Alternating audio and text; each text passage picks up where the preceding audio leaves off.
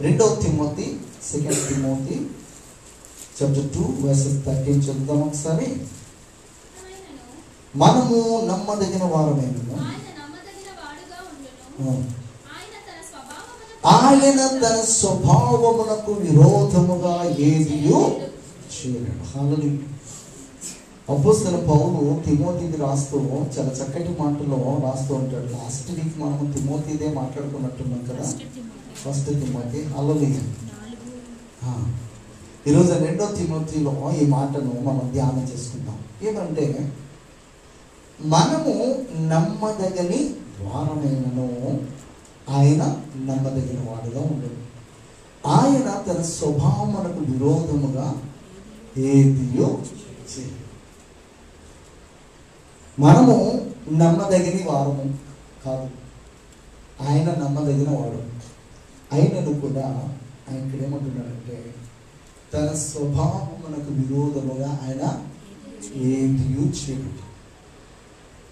స్వభావం అంటే మన విధానం, ప్రవర్తన. ఇంగ్లీష్లో చెప్పాలంటే నేచర్ అన్నమాట. నేచర్కి విరుద్ధంగా ఎవరు కూడా, నేచర్ అంటే ఎసెన్షియల్ క్వాలిటీస్ అన్నమాట, ఒక వ్యక్తిలో ప్రాముఖ్యంగా కనిపించేవన్నమాట. వాటికి విరుద్ధంగా తను చేయడు. దేవుల్లో ఎసెన్షియల్గా అంటే ప్రాముఖ్యంగా కనిపించే క్వాలిటీస్ మనం గమనించినట్లయితే ఆయన సత్యవంతుడు, ఆయన యథార్థపరుడు, ఆయన పరిశుద్ధుడు, ఆయన దయగలిగినటువంటి వాడు. ఇలా ప్రభువులో చాలా క్వాలిటీస్ మనకు కనబడతాయి. ఆయన వాటికి విరుద్ధంగా ఏది కూడా చేయడం. ఆయన యథార్థంగా ఉంటాడు. ఆయన న్యాయ సింహాసనానికి ఆధారం ఏంటంటే నీతి, యథార్థత, సత్యం అనేది ఆయన సింహాసనానికి ఆధారం. దానికి భిన్నముగా దేవుడంటే యెహోవా ప్రభువైన యేసుక్రీస్తు వారు ఎక్కడ కూడా దానికి వ్యతిరేకంగా ఏ కార్యం కూడా చేయరు. అయితే మానవులైన మనము దేవుడు మనలో కూడా అలాంటి ఎసెన్షియల్ క్వాలిటీస్ ఏదైతే ఉన్నాయో ప్రభువులో, దేవుళ్ళు ఏదైతే ఉన్నావో నీతి, యథార్థత, పరిశుద్ధత, నిత్య జీవము, నిత్య మహిమ ఏదైతే ఉన్నావో అవన్నిటినీ కూడా దేవాది దేవుడు మనలో పెట్టి మనల్ని కలుగు చేసుకున్నటువంటి దేవుడు ఒక రోజున ఏమైందంటే ఆ నీతి, యథార్థత, నిత్య మహిమ, నిత్య జీవము అన్నీ కూడా మానవుడు తన చేతులారా ఏం చేసుకున్నాడనమాట, పోగొట్టుకున్న తర్వాత ఏమైపోయిందంటే తనలో ఉన్నటువంటి దేవుని యొక్క క్వాలిటీస్ అన్ని కూడా ఏమేమి అనమాట ఒక్కొక్కటిగా పోయి ఏమొచ్చినాయి అన్నమాట, సైతాన్ క్వాలిటీస్ వచ్చాయి. ఏమొచ్చినాయి? సైతాన్ క్వాలిటీస్, సైతాన్ ఉన్నటువంటి అలవాట్లు వచ్చినాయి. కనుక ఈ రోజున మానవుడు ఏం చేస్తున్నాడంటే దేవునికి స్వభావములకు తగినట్లుగా ప్రవర్తించుకోకుండా దేవుడు తనకిచ్చినటువంటి మొట్టమొదటి స్వభావాన్ని విడిచిపెట్టుకొని సైతాన్ అనే స్వభావాన్ని ధరించుకున్న వాడే దేవునికి విరుద్ధమైన కార్యాలు చేసుకుంటూ ఇక్కడ తిమోతికి రాస్తూ ఎందుకు చెప్తున్నాడంటే మనము నమ్మదగిన వారమని తెలిసి కూడా ఆయన నమ్మి ఏమిచ్చాడు అనమాట, తన యొక్క స్వరూపాన్ని ఇచ్చాడు, తన యొక్క ఆలోచన ఇచ్చాడు, తన యొక్క ఉద్దేశాలు తెలియపరిచాడు. తను ఎలాగైతే ఉన్నాడో అలాగ మనకి అన్నిటిని కూడా అనుగ్రహించాడు. అయితే మనం ఏం చేస్తామంటే మన స్వభావ విరుద్ధముగా పనిచేస్తాము, కానీ ఆయన స్వభావ విరుద్ధముగా ఎప్పటికీ కూడా ఆయన చేసే దేవుడు కాదు అని చెప్తున్నాడు. ద్వితీయోపదేశ కాండము 28:54 మీలో బహు మృదువైన స్వభావమును అతి సుకుమారము గల మనుష్యుని కన్ను తన సహోదరి ఎడలను తన కౌగిటి భార్య ఎడలను తాను చంపక విడుచు తన కడమ పిల్లెడను చెడ్డదైనందున. హల్లెలూయా. మీలో బహు మృదువైన స్వభావమును అంటుంది. ఏ స్వభావం అంటే కలిగి? బహు మృదువైన స్వభావం. అంటే మనిషిలో చాలా స్వభావం ఉంటాయి. మృదువైన స్వభావం ఉంటుంది, మూర్ఖమైన స్వభావం ఉంటుంది, కఠినమైన స్వభావం ఉంటుంది, మంచి స్వభావం ఉంటుంది, దుష్టిని స్వభావం ఉంటుంది. ఇవన్నీ కూడా మనుషుల్లో ఒక్కొక్క మనిషిని బట్టి ఒక్కొక్క స్వభావం అనేది మనిషిలోకి వచ్చింది. ఈ రకరకాల స్వభావాలు మనిషిలోనికి ఎలా వచ్చినాయంటే, మనిషి దేవుని యొక్క మాటను వినకుండా ఎప్పుడైతే సైతాను మాట విన్నాడో తన స్వభావం ఒక్కొక్కటిగా మారుకుంటూ వచ్చింది.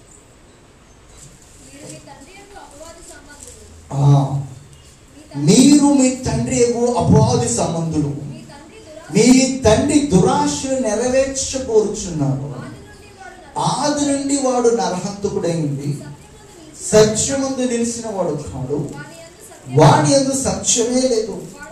వాడు అబద్ధమాడినప్పుడు తన స్వభావమును అనుసరించే మాట్లాడును. వాడు అబద్ధికుడును, అబద్ధమునకు జనకుడనే. హల్లెలూయా. ఏమంటాడు ఇక్కడ ప్రభువు యేసుక్రీస్తు చెప్తున్న మాట, మీరు మీ తండ్రి అపవాది సంబంధం. ఎవరితో మాట్లాడుతున్నారు? అక్కడ ఉన్నటువంటి అందరితో మాట్లాడుతున్నారు. ఎందుకు అపవాది వీళ్ళకి తండ్రి అయ్యాడంటే, వీళ్ళు ఎప్పుడైతే దేవుడు చెప్పినటువంటి మాట వినుకోకుండా సైతాన్ యొక్క మాట విని తినొద్దన్న ఫలాన్ని ఎప్పుడైతే తిన్నారో ఆ రోజు నుంచి వీళ్ళు ఏమైపోయారన్నమాట, అపవాది సంబంధులుగా మార్చారు. ఆ రోజు నుంచి అపవిత్రత అనేది వాళ్ళకి వచ్చింది. ఆ రోజు నుంచి ఆజ్ఞ అతిక్రమించడం అనేది వాళ్ళకి వచ్చింది. ఆ రోజు నుంచి అపవాది ఎలాగైతే నరహంతుడు ఉన్నాడో వీళ్ళలో కూడా అలాంటి క్వాలిటీస్ వచ్చింది. ఆ రోజు నుంచే ఈర్ష, ద్వేషం, అసూయ, కపటమైన ఆలోచనలు, నరహత్య చేసే ఆలోచనలు, దురాశ, ఇవన్నీ కూడా వీళ్ళ యొక్క గర్భంలోనికి ఏమైనాయన్నమాట వచ్చింది. అప్పుడు కనినటువంటి ఆ బిడ్డలు ఎలా ఉన్నారన్నమాట, ఈర్ష్యతో ఉన్నారు. ఏమేలు కయ్యేను వాళ్ళిద్దరిలో ఒకళ్ళు అన్నట్టు ఏమైపోతుంది అన్నమాట, ఈర్ష వచ్చింది. ఎందుకు వచ్చింది ఈర్ష?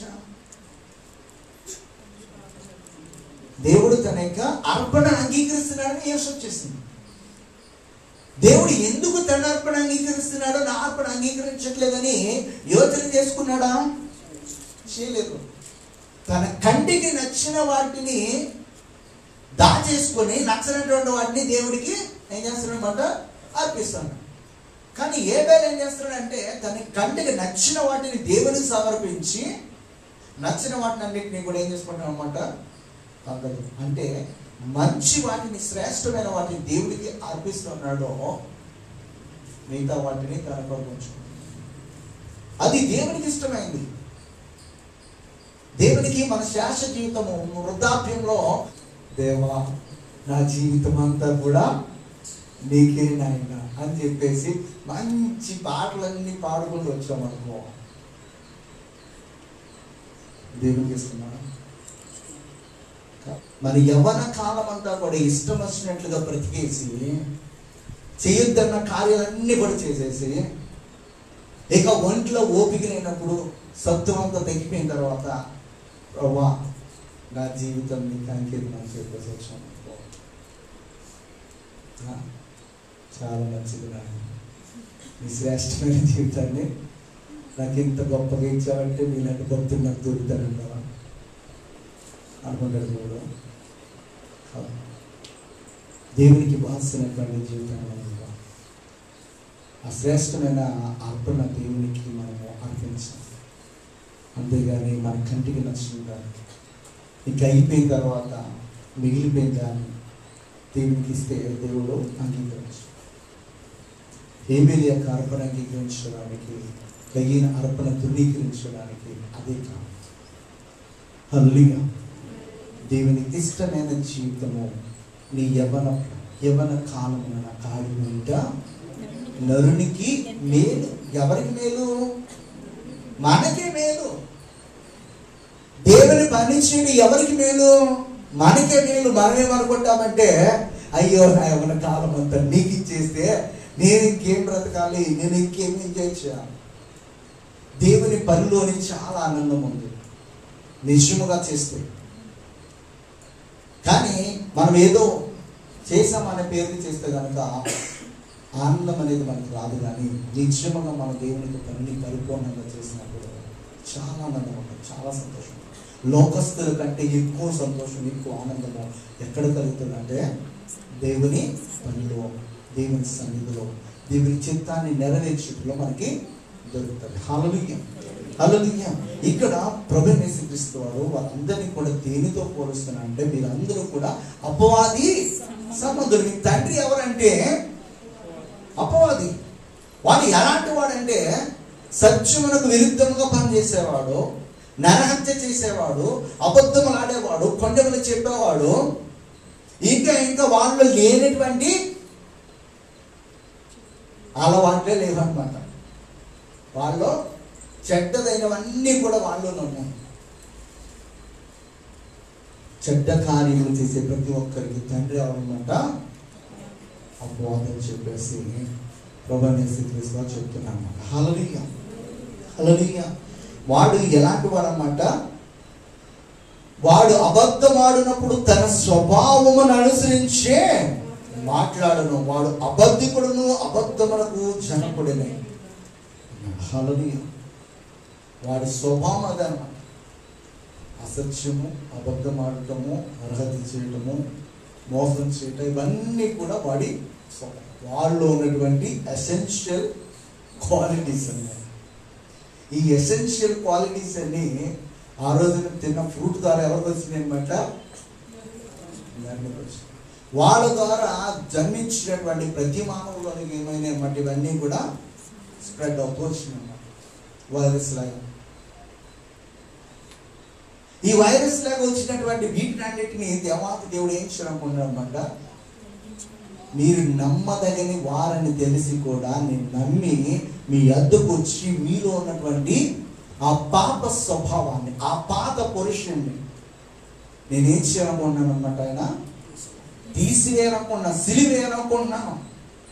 వాడిని కంప్లీట్గా రిమూవ్ చేసేసి మళ్ళా ఆదిలో ఆదాములోనికి ఎలాగైతే నా ఎసెన్షియల్ క్వాలిటీస్ ఏదైతే ఉన్నావో, నా నేచర్ ఎలాంటిదో అదే నేచర్తో మిమ్మల్ని మరలా నింపాలని చెప్పేసి ఆశపడుతున్నాను. అది చేయడానికే దేవాతి దేవుడు ఈ రోజున మనందరితో కూడా మాట్లాడింది. హల్లెలూయా, హల్లెలూయా. ఈ సువార్త ప్రకటింపబడేది అందుకోసం. మన యొక్క స్వభావం మారిపోవాలి. క్రీస్తుని అనుసరిస్తున్నామని చెప్పుకుంటాం మాత్రమే కాదు, కానీ మనలో ఉన్నటువంటి ఆలోచన విధానం, మాట తీరు ఇవన్నీ కూడా క్రీస్తులాగా ఒక రోజుకి ఏమవ్వాలన్నమాట? మారిపోవాలి. మన స్వభావం అంతా కూడా మన స్వభావం ఉండకూడదు అనమాట, దేవుని స్వభావం అన్నమాట. అందుకే కదా అపోస్తలుడు పౌలు ఏమంటాడు? నేను కాదు, నేనెవరు? క్రీస్తు నాలో ఉండి ఆయన నివసించుచున్నాడు. ఇక నేను చేసే పనులన్నీ కూడా నా అంతటి నేను చేయట్లేదు, కానీ నాలో ఉన్న క్రీస్తు ఆత్మ చేస్తున్నాను. అదే మాట ప్రభువైన యేసుక్రీస్తు చెప్తారు పిలుపుతో. నువ్వు తండ్రిని చూపించమని అడుగుతున్నావు కదా, నువ్వు నన్ను చూస్తే ఎవరు చూసినట్టు? తండ్రి చూసి. నేను చేస్తున్న ప్రతి పని కూడా నా అంతటి నేను చేయట్లేదు, కానీ నాలో ఉన్న తండ్రి ఏం చేస్తున్నాడు అన్నమాట? జీవిస్తూ ఉన్నాడు.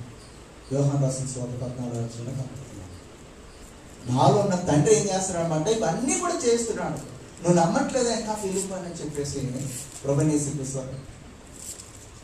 అదే మాట అపోస్తలుడు పౌలు చెప్తాడు తన యొక్క శిష్యులతో, తన యొక్క స్పిరిచువల్ సంతో ఆత్మీయులతో. ఈ రోజున మనం మన పిల్లలకి చెప్పుకోగలగాలి. మన స్వభావం మారింది. మనం క్రీస్తు స్వభావం ఏం చేయాలన్నమాట? ధరించుకోవాలి.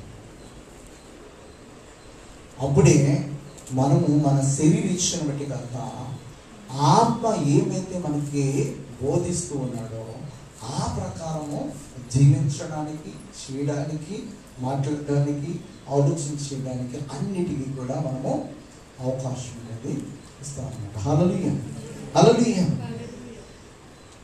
సామెతలో మాట అంటాడు 15వ అధ్యాయము మొట్టమొదటి వచ్చిన తర్వాత ఒకసారి, మృదువైన మాట క్రోధం ఏం చేస్తుందంట, నొప్పించు మాట ఏం చేస్తుందంట, కోపంను. మృదువైన మాట, మృదువైన స్వభావం, ఇవన్నీ ఎదుటి వ్యక్తుల్ని ఏం చేయమన్నమాట, బాధ పెట్టాలన్నమాట.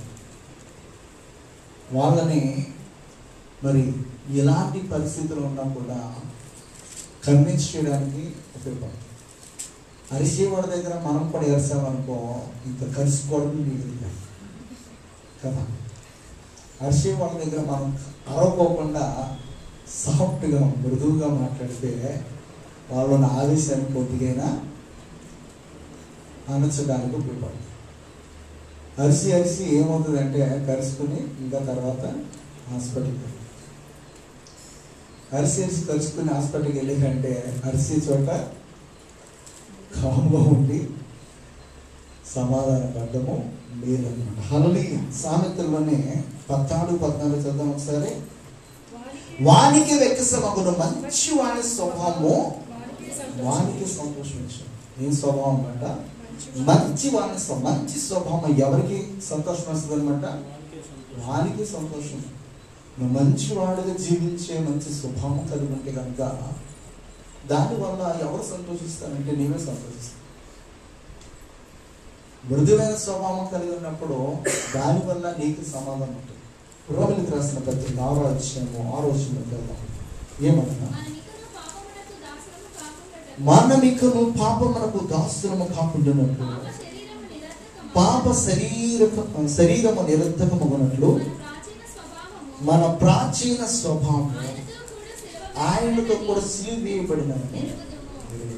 హల్లెలూయా. ఏమన్నాడు ఇక్కడ, ఏమనగా మనమికను పాపమునకు దాసులము కాకుండానట్లు, పాప శరీరము నిరర్ధకమగునట్లు మన ప్రాచీన స్వభావం ఆయనతో కూడా సిలువ వేయబడినని. మన ప్రాచీన స్వభావం ఎలాంటిది అనమాట, ఇందాక మాట్లాడుకున్నాం కదా. ఏమని సైతాన్ గారి గురించి మాట్లాడాం కదా.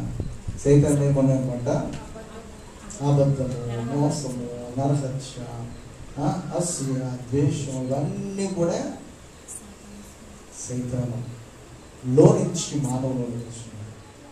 ఆ మానవు ద్వారా జన్మించినటువంటి ప్రతి మానవులలో అప్పుడే ఈర్ష, అసూయ, నరహత్యలు, త్రాగులు, ఇవన్నీ కూడా వ్యభిచారాలు అన్నీ కూడా వాడిలో ఉన్నటువంటి స్వభావాలన్నీ కూడా ఎవరికి వచ్చినాయన్నమాట. ఈ మానవులకు వచ్చినటువంటి ఈ స్వభావాన్ని అంతటిని కూడా దేవుడు తీసివేసి, ప్రాచీన స్వభావాన్ని తీసివేసి ఆయన ఏం చేయాలన్నమాట, నూతన, ఎవడైనా క్రీస్తునందు ఉన్నాడలా వాడు నూతన సృష్టి, ఎదుగో పాతవి గతించెను, సమస్తమును కూడా పాతవి ఎలా గతిస్తాయి, క్రీస్తు యొక్క రక్తము ద్వారా వాటినన్నిటినీ కూడా ప్రభువైన యేసుక్రీస్తు వారు కడిగి వేసి మనకు నూతన స్వభావాన్ని ఇస్తారు. ఒక చెట్టు చూడండి, చెట్టు అంతా చీర పట్టిస్తుంది అనుకో, ఆ చెట్టు మరలా మనకి పంచాలంటే ఏం చేయాలి, మనం ముందర కొట్టాలి, రబ్బలైన నరికేం మొత్తం కదా. ఇప్పుడు దేవాది దేవుడు మనకి ఎలాంటి కార్యం చేస్తాడంటే, మనలో ఉన్నటువంటి అడ్డదిడ్డంగా పెరిగిపోయినటువంటి వాటినన్నింటినీ కూడా దేవుడు ఏం చేస్తాడనమాట, నరికేసి మరలా మంచిగా కొమ్మలు పెరిగినట్లుగా మనకి కావలసినటువంటి ఆత్మీయ ఆహారం నుంచి మనం బలపరుస్తుంటాం. ఆ ఆత్మీయ ఆహారం ద్వారా, ఆ వాక్యం ద్వారా మరలా 3 పారిపోయిన మన జీవితాలు ఏమవుతాయి అనమాట, మరలా చూపిస్తాయి. అడ్డదిడ్డంగా పెరిగిపోయిన కొమ్మలని నరికేసిన తర్వాత మరలా కొమ్మలు రావడానికి ఏమవుతుంది అనమాట, టైం పడుతుంది. మనలోటువంటి పాత పురుషుడు అంత తొందరగా పో అంటే పోయే వ్యక్తి కాదు. కొంతమంది త్వరగా పంపించేస్తారేమో, కానీ కొంతమంది అట్టే ఉంచుకుంటారు, జాయిగా పంపిస్తారు. అన్నీ పోయి నేను క్రీస్తులాగా మారిపోయానని చెప్పేసి ఎట్ ఏ టైం మనం చెప్పలేము. సందర్భాన్ని బట్టి కొన్నిసార్లు ఏమవుతాయి అనమాట, ఏమవుతాయి, కోపం వస్తాయి. కోపం వచ్చినప్పుడు చీకో నోటుకో తండ్రి.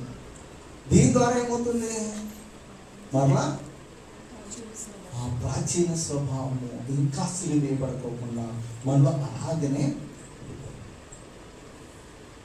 కనుక ఈ ప్రాసెస్ అనేది జరుగుతున్నప్పుడు దేవుడు ఒకనొక దినాన మనల్ని ఎలా మారుస్తాడంటే పరిపూర్ణముగా మనలో ఎలాంటి మచ్చమడత లేకోకుండా ఒక రోజుకి దేవుడు తన ఎదుటి నిలబెట్టాడు.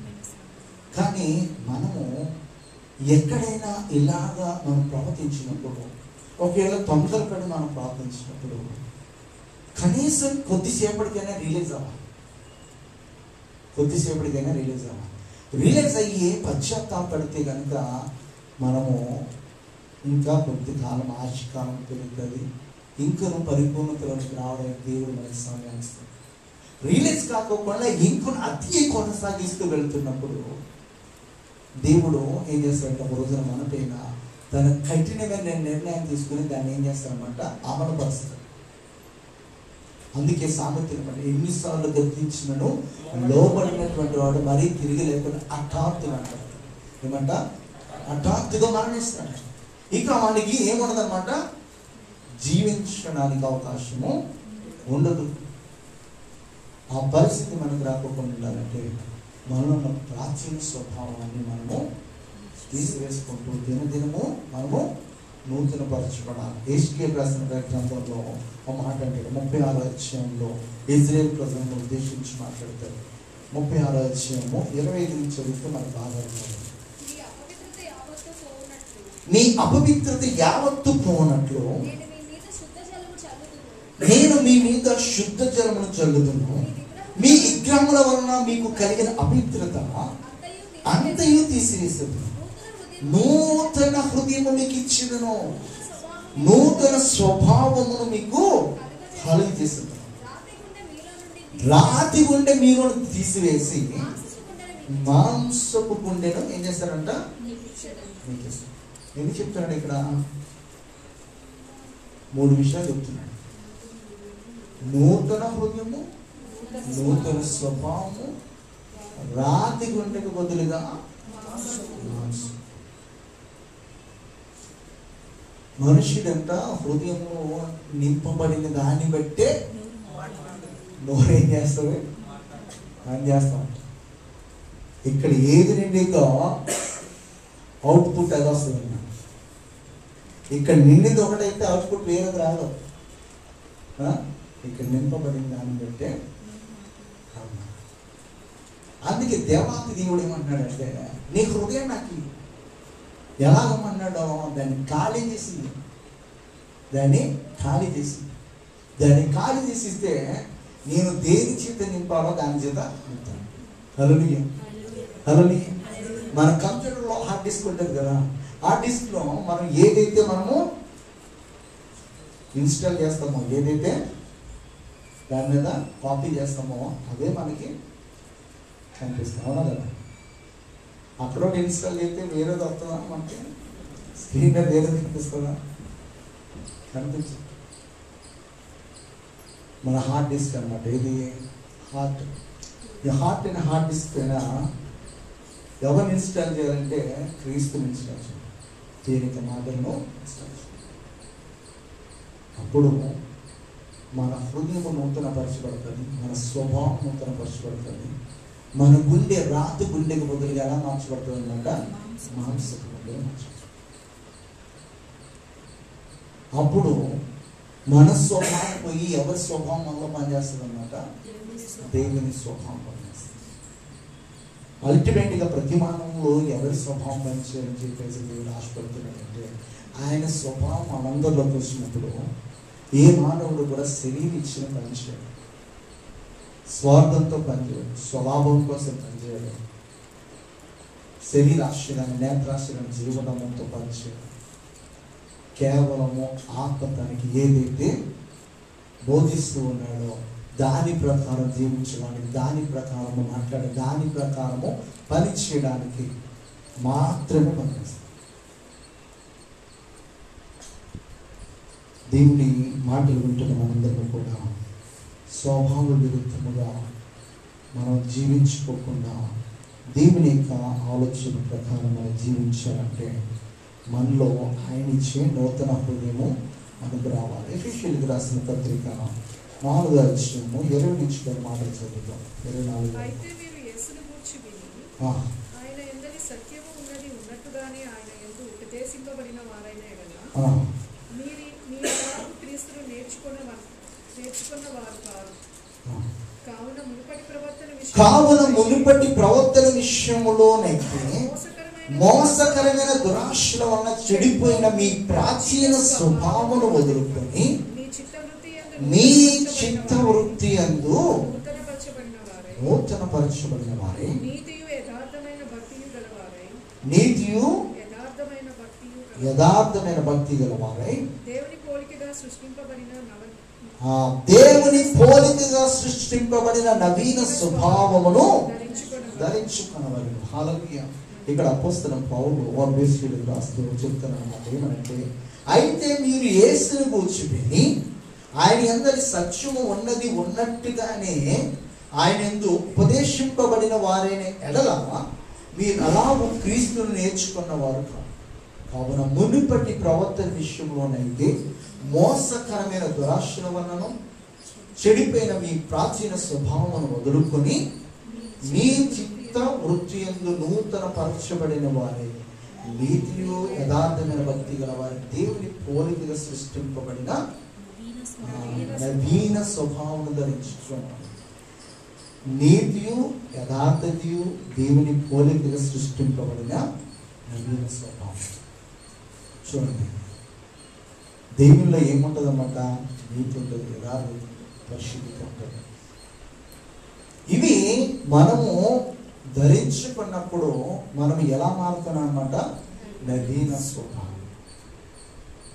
ఈ నవీన స్వభావము ఎలాంటిదంటే ఇక ఎప్పటికీ కూడా ఆ స్వభావానికి విరుద్ధముగా ఏ పని కూడా చేయకోకుండా మనలో దేవుని యొక్క చిత్తాన్ని నెరవేర్చేదన్నమాట. ఆ స్వభావాన్ని మనం ఏం చేసుకోవాలంట? స్వతంత్రించుకోవాలి. అందుకే ఇక్కడ చెప్తున్నాడు, మనం నమ్మదగిన వారిని తెలిసి కూడా ఆయన నమ్మదగిన వాడే నుండి ఆయన తన స్వభావమునకు విరుద్ధముగా ఏది కూడా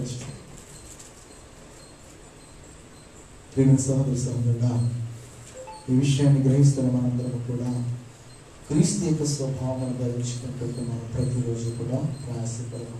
కొలస్సీయులకు రాసిన పత్రిక 2:11 చెప్తూ, మీరును క్రీస్తు సున్నతి యందు శరీరేచ్ఛలతో కూడిన స్వభావమును విసర్జించి ఆయనందు చేతులతో చేయబడని సున్నతి పొందుతారు. క్రీస్తు సున్నతి శరీరేచ్ఛలతో కూడిన స్వభావమును దేన్ని విసర్జించాలి? శరీర ఇచ్ఛలతో కూడినటువంటి స్వభావం. అందరూ శరీరం అనుసారంగా ఆలోచన చేస్తారు, ప్రభుని ఎరిగినటువంటి వారు. కానీ ప్రభుని ఎరిగి కూడా మనము శరీరానుసారంగా ఆలోచన చేస్తున్నామంటే మనలో ఏ స్వభావం ఉందన్నమాట? శరీరానుసారమైన స్వభావం ఉంది, కానీ ఆత్మానుసారంగా మనము ఆలోచన చేయాలి. ఆత్మానుసారంగా ఆలోచన చేసేవారు ఆత్మీయ సంగతులకైనా దృష్టి నిలుపుతారు. శరీరానుసారంగా ఆలోచన చేసేవారు శరీరానుసారమైనటువంటి విషయాలపైన దృష్టి నిలుపుతారు. ఇంకా ఇంకా ఇంకా శరీరం ఏం చేస్తామో కోరుకుంటానంటూ ఆత్మ ఏమవుతుందంటే ఆత్మానుసారంగా మనం నడిపిస్తున్నప్పుడు మనకి తృప్తి అనేది ఉంటా ఉంటుంది. హల్లెలూయా. యాకోబు రాసిన పత్రిక 3:17 చెప్తారు ఒకసారి.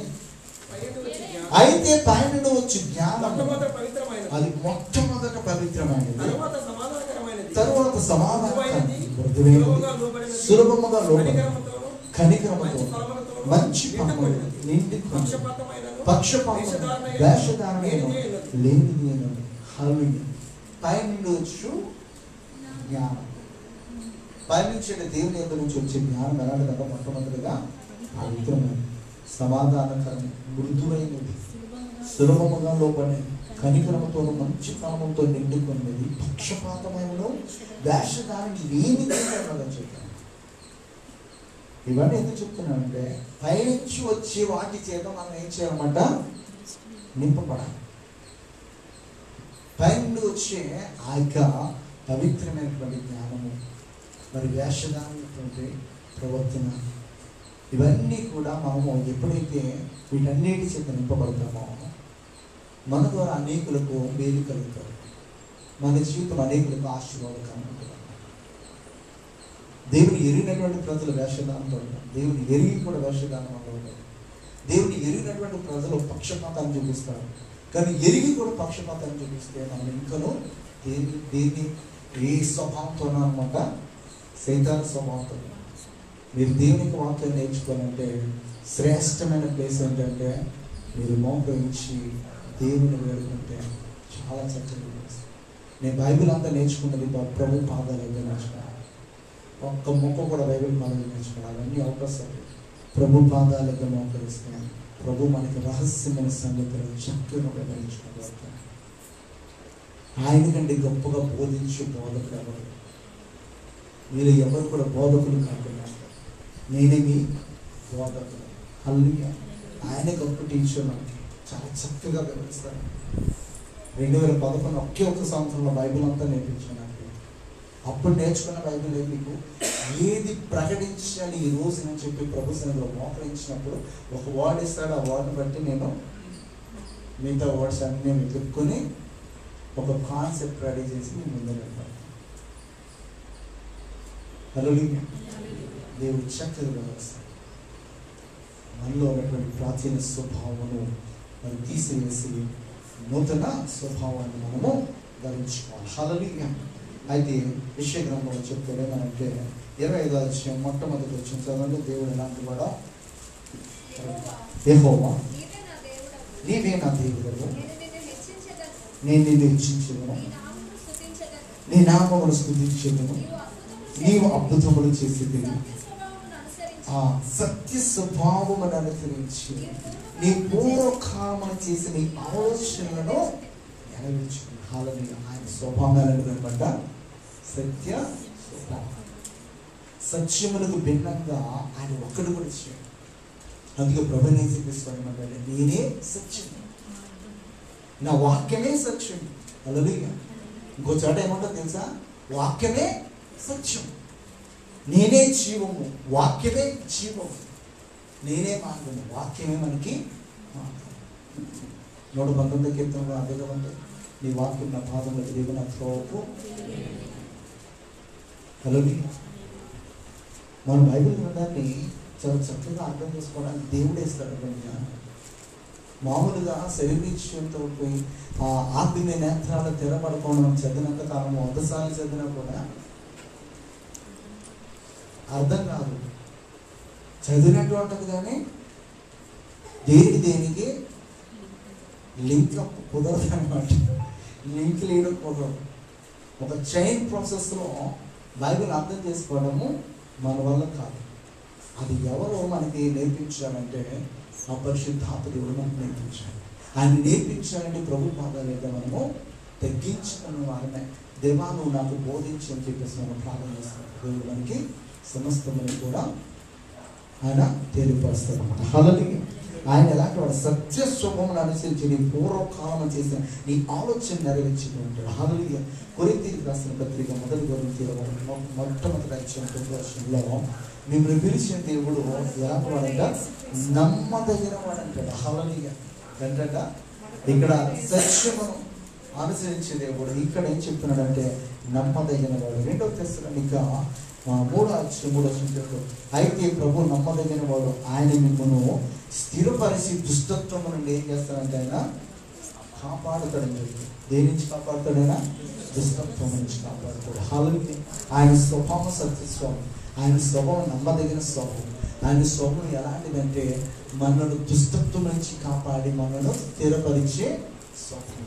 ఇంకా మనం చూసినట్లయితే చాలా ఉన్నాయి ఆయన స్వభావం.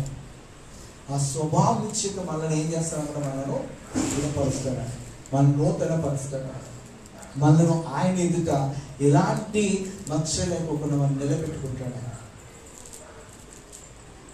దాని చేత మనలను మరి నింపాలని చెప్పేసి ఆయన ఆశపడుతున్నాడు. కనుక ప్రతి ఒక్కరు కూడా మన శరీర స్వభావం బట్టి జీవించే వారంగా కాకుండా ఆత్మీయ స్వభావం, దేవుడు మనకిచ్చే స్వభావం, దానిని మనము వండుకొని దాని చేత మనం సరిచేయబడి మనం స్థిరపరచబడి ప్రభు ఎదుట మనం నిలబెట్టాలి. అది దేవుడు మనకిస్తున్నటువంటి గొప్ప అవకాశం. దీన్ని మనము చేర్చుకుంటే ఇంకో మనము ఆ శరీర స్వభావం కూడా జీవించి ఆ సైతం ఎలాగైతే మరి నాశనం అయిపోయి బంధింపబడి పాతాళంలో మరి ఆరని ఎత్తులు వేయడానికి ఎలాగైతే వాడు మరి సిద్ధంగా ఉన్నాడో మనం కూడా వాడు వెళ్ళిన త్రోవలోనే దేవుడు మనను ఈడ్చుకెళ్ళి అగ్నిలో పాడాడు. తెలుసా మీకు? ఈడ్చుకెళ్ళైనా అగ్నిలో పాడాడు. మన దేవునికి చిత్తాన్ని నెరవేర్చుకోకుండా మన పాత లోక జీవితాన్ని కొనసాగిస్తే మనలో ఉన్న పాత పురుషుడు ఇంకా సిలువేయబడకపోతే మనము దేవుని యొక్క మాట వినుకోకుండా ఉన్నటువంటి దేవదూతల కొరకు ఏదైతే ఏర్పాటు చేస్తాడో ఆరని అగ్నిలోకి మనంతటా మనమే వెళ్ళిపోతాం. మన యొక్క ఆత్మ దానంతట అదే ఎక్కడికి వెళ్ళిపోతుంది అనమాట. ఇప్పుడు ఆదివారం రోజున మీరు అందరూ కూడా ఇక్కడికి ఎందుకు వచ్చారు? ఆత్మదేవుడు మిమ్మల్ని ఏం చేశారనమాట, శరీర ఇచ్చతోటి సినిమాలకు రోడ్ల మీద తిరిగే విధంగానో పరికాలం భవిష్యత్తులో పెట్టుకోవడానికి ఫ్రెండ్స్తో నడపకుండా మిమ్మల్ని ఎక్కడికి నడిపించాడు అన్నమాట. ఆయన ఇక్కడ నడిపించాడు. అలాగే మన యొక్క జీవితము, ఈ శరీరమును మన యొక్క ఆత్మ విడిచిపెట్టినప్పుడు ఈ ఆత్మ ఈ శరీరంలో ఉన్నప్పుడు పరిశుద్ధమైన కార్యాలు చేసిందైతే, పవిత్రంగా ఉన్నట్లయితే ఆ పరిశుద్ధి లేని దేవుని వెతుక్కుంటూ అక్కడికి వెళ్ళిపోతుంది. ఆత్మ తాను దయచేసిన దేవుని యొద్దకు తనంతట తానే.